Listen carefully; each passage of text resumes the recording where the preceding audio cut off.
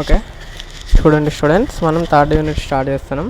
Third unit income from house property. Okay, ఇలా problems చాలా ఈజీగా ఉంటాయి, ఎవరైనా చేయొచ్చు. సో చూడండి, second problem, mister Raghava Reddy is owner of a house property whose municipal value, తర్వాత standard rental value, let house monthly fare rental value, municipal taxes out of which ఇంత కట్టిండు, తర్వాత ఎక్స్పెన్సెస్, రెంట్ పేడ్, ఇన్సూరెన్స్, అవన్నీ అవసరం లేదు.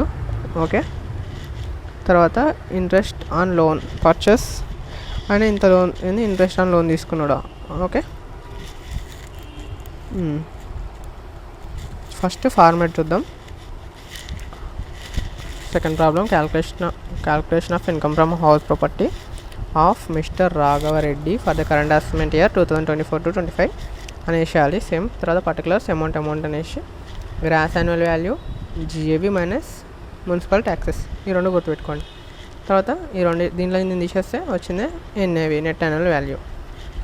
నెట్ అంటారుగా net value, దీంట్లో తీసేస్తే net value, net annual value. Okay, తర్వాత డిడక్షన్స్, ఈ రెండు డిడక్షన్. ఎప్పుడైనా స్టాండర్డ్ డిడక్షన్ ఇందులో 30% ఉంటుంది. ఓకే, హౌస్లో ఎన్ఏవి మీద 30%, ఎంత అమౌంట్ వస్తే దాంట్లో 30% అన్నట్టు. ఓకే, తర్వాత ఇంట్రెస్ట్ ఆన్ ఎంత తీసుకున్నాడు, 45,000 తీసుకున్నాడుగా. ఇంట్రెస్ట్ ఆన్ లోన్ ఎంత అమౌంట్ తీసుకుంటే అంత అమౌంట్ ఇక్కడ వేసేయాలి. ఓకే, ఈ రెండు మైనస్ చేస్తే వచ్చింది income from house property.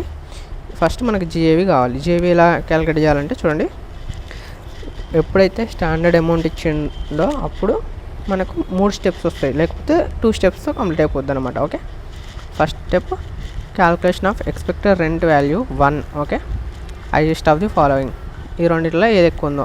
First municipal rental value, ప్రాబ్లంలో చూసారుగా మీరు, ఇక్కడ ఇచ్చారు మున్సిపల్ రెంటల్ వాల్యూ, తర్వాత స్టాండర్డ్ రెంటల్ వాల్యూ, తర్వాత fair rental value.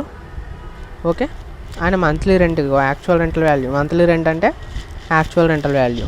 Okay, first municipal rental value, fair rental value. Okay, ఏంది ఎంఆర్వి, తర్వాత ఎఫ్ఆర్వి, ఇట్లా గుర్తుపెట్టుకోండి, ఈజీ ఉంటుంది. ఓకే, ఎంఆర్వి, ఎఫ్ఆర్వి అంటే municipal rental value, fair rental value, ఈ రెండిట్లో ఏది ఎక్కువ ఉంటే అదే ఎక్స్పెక్టెడ్ రెంటల్ వాల్యూ 1 అన్నట్టు. ఓకే, 1 అనేసి ఈ అమౌంట్ రాసి సరిపోతుంది. తర్వాత step 2 calculation of expected rental value 2 అని వేసినాం. వేసి ఎక్స్పెక్టెడ్ రెంటల్ వాల్యూ 1 అంటే ఈ అమౌంట్ ఇక్కడ వేసినాం. స్టాండర్డ్ అమౌంట్ ఎంత ఇచ్చిండు ఆయన, 3,60,000 ఇచ్చిండు ప్రాబ్లంలో. ఓకే, ఈ రెండిట్లో ఏది తక్కువ ఉంటే అదే ఎక్స్పెక్టెడ్ రెంటల్ వాల్యూ 2. ఓకే, తర్వాత step 3 calculation of GAV, gross annual value. GAV అంటే గ్రాస్ యాన్యువల్ వాల్యూ, ఈ అమౌంట్ ఇక్కడ వేసినాం. ఈఆర్వి. ఓకే, ఈఆర్వి అంటే ఎక్స్పెక్టెడ్ రెంటల్ వాల్యూ. ఓకే, దాని షార్ట్కట్లో ఈఆర్వి అమౌంట్ వేసినాం. తర్వాత యాక్చువల్ రెంటల్ వాల్యూ.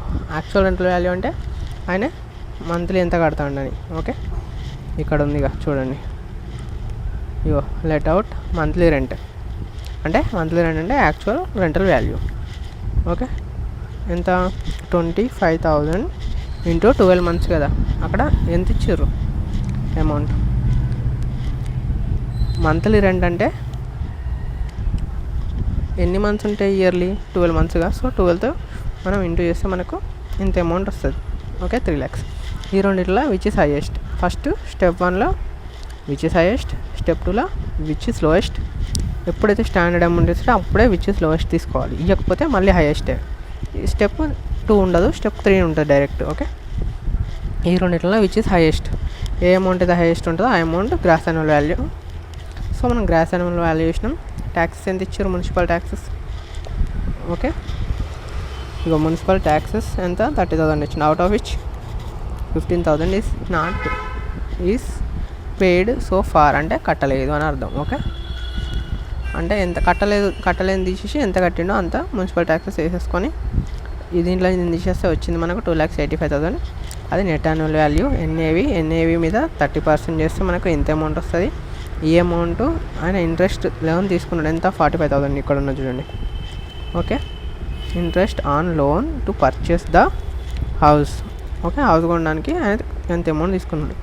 సో మనం ఇక్కడ వేసేసుకున్నాం, ఈ రెండింటిని యాడ్ చేస్తే మనకు 1,35,000 వచ్చింది, 30,500 వచ్చింది.